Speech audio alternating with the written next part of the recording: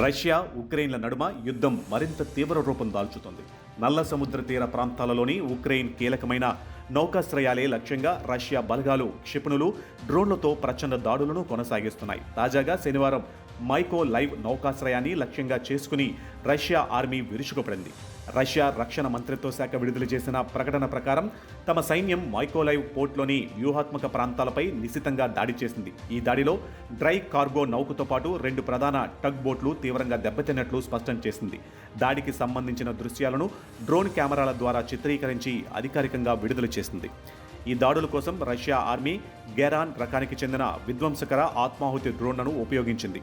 రేవులో నౌకల నుండి సైనిక సామగ్రిని అన్లోడ్ చేస్తున్న సమయంలోనే డ్రోన్లు వచ్చి నేరుగా నౌకలపై పడడంతో భారీగా పొగలు, మంటలు చెలరేగినట్లు రష్యా రక్షణ మంత్రిత్వ శాఖ పేర్కొంది.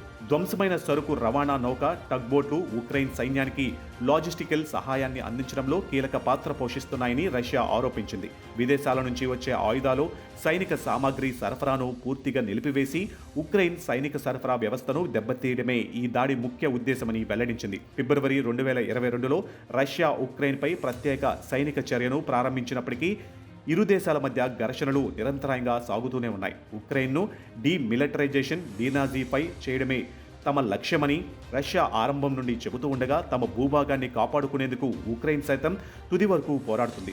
రష్యా ఉక్రెయిన్ సైనిక సంక్షోభాన్ని పరిష్కరించేందుకు గత 4 ఏళ్లుగా అనేక దఫాలుగా శాంతి చర్చలు జరిగాయి. ముఖ్యంగా 2026 ప్రారంభంలో అమెరికా మధ్యవర్తిత్వంతో పలు రౌండ్ల చర్చలు జరిగినప్పటికీ ఎలాంటి పురోగతి సాధించలేకపోయాయి. భూభాగాల సరిహద్దుల వివాదంపై ఇరు దేశాలు పట్టుదలతో ఉండడమే ఇందుకు ప్రధాన కారణం.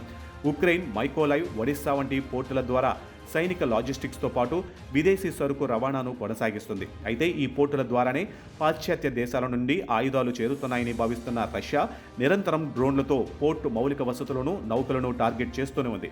ఒకవైపు దౌత్యపరమైన శాంతి యత్నాలు విఫలం అవుతూ ఉండడం, మరోవైపు పోర్టుల వ్యూహాత్మక సైనిక కేంద్రాలపై రష్యా డ్రోన్ దాడులు తీవ్రతరం చేయడం చూస్తూ ఉంటే ఈ యుద్ధం త్వరలో ముగిసేలా కనిపించడం లేదు. రాబోయే రోజుల్లో బ్లాక్ సీ తీర ప్రాంతాలలో రష్యా, ఉక్రెయిన్ల మధ్య ఘర్షణలు మరిన్ని మలుపులు తిరిగే అవకాశం కనిపిస్తుంది.